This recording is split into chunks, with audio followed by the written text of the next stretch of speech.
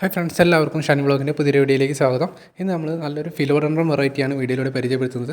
ഈ പ്ലാന്റിൻ്റെ പേരാണ് ബ്രസീലിയൻ ഫിലോഡെൻഡ്രോൺ എന്ന് പറയും. ഇതിൻ്റെ ലീഫുകളും അതേപോലെ ഇത് വളരുന്ന ആ രീതിയിൽ തന്നെയാണ് കൂടുതൽ ഭംഗിയാക്കുന്നത്. ലീഫുകൾ നമ്മൾ പല നിറത്തിൽ കാണാം. അതിൻ്റെ ഇലകൾ സെൻറ്റർ വശത്തായിട്ട് യെല്ലോ ഷെയ്ഡായിട്ട് കാണാം, അല്ലെങ്കിൽ നമ്മൾ മുഴുവനായിട്ട് ഗ്രീനായിട്ട് കാണാം. ചില ഇലകൾ നല്ല യെല്ലോ കളർ ഫുള്ളായിട്ട് യെല്ലോ ആയിട്ട് കാണുന്നുണ്ട്. അപ്പോൾ ഈ ഓരോ ചേഞ്ചസ് അനുസരിച്ച് ഈ ചെടികളുടെ ഇലകൾ കളർ ചേഞ്ച് വരുന്നുണ്ട്. അത് കുറച്ച് വെയിലുള്ള സ്ഥലത്തൊക്കെ ആണെങ്കിൽ ഈ യെല്ലോ ഷെയ്ഡ് കുറച്ചുകൂടി ഉണ്ടാവും. അത്തരത്തിൽ ഒട്ടനവധി പ്രത്യേകതയാണ് ഈ ഒരു ചെടി കാണാൻ തന്നെ നല്ല ഭംഗിയുള്ളൊരു വെറൈറ്റി കൂടിയാണ്. അപ്പോൾ ഇത് നമ്മൾ പോസ്റ്റ് വെച്ച് കൊടുത്ത് നട്ടുകൊടുത്തിട്ടുള്ള പ്ലാന്റാണ്. അതിൽ തന്നെ ഇലകൾ വ്യത്യസ്ത നിറത്തിലുള്ള ഇലകൾ നമുക്ക് നിറയെ ഉണ്ടായി കിട്ടിയിട്ടുണ്ട്. വളരെ ഈസിയാണ് നമുക്ക് ഈ ഒരു ചെടി പ്രൊപ്പഗേറ്റ് ചെയ്തെടുക്കാൻ വേണ്ടിയിട്ട്. നമ്മൾ മണി പ്ലാന്റ് എങ്ങനെ സെറ്റ് ചെയ്യുന്നു ആ രീതിയിൽ തന്നെ നമുക്ക് ഈ ഒരു ഫിലോഡെൻഡ്രോൺ വെറൈറ്റി നമുക്ക് സെറ്റ് ചെയ്യാവുന്നതാണ്. ഹാങ്ങിങ് ആയിട്ടും അതേപോലെ പോസ്റ്റ് വെച്ചിട്ടും ഒക്കെ നമുക്ക് ഈ ഒരു ചെടി സെറ്റ് ചെയ്തെടുക്കാവുന്നതാണ്. അപ്പോൾ നമ്മൾ ഈ ഒരു പ്ലാന്റ് ഹാങ്ങിങ് ആയിട്ട് വെക്കുന്നത് എങ്ങനെ നോക്കാം. അതേപോലെ തന്നെ നമ്മൾ ഈ ഒരു മണി പ്ലാന്റ് സെറ്റ് ചെയ്ത മാതിരി തന്നെയാണ് നമ്മൾ ഈ ഫിലോഡെൻഡ്രോണും സെറ്റ് ചെയ്തിട്ടുണ്ടായിരുന്നത്.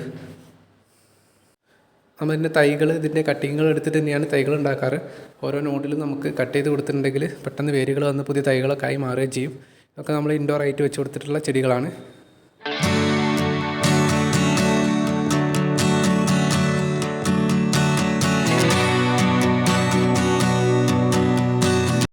ബ്രസീലിയൻ ഫിലോഡെൻഡ്രോൺ എന്ന് പറഞ്ഞ വെറൈറ്റി തന്നെയാണ് ഇതും.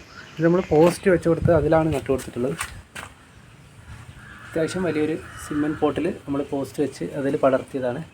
അപ്പോൾ ഈ ഒരു പ്ലാന്റ് തന്നെ നമ്മൾ ഹാങ്ങിങ് ആയിട്ട് വളർത്തിയിട്ടുണ്ട്.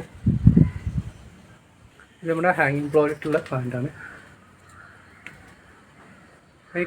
എങ്ങനെ നമുക്ക് ഈ പ്ലാന്റുകൾ ഹാങ്ങിങ് പോട്ടിൽ സെറ്റ് ചെയ്യുക എന്നുള്ളതാണ് നോക്കുന്നത്.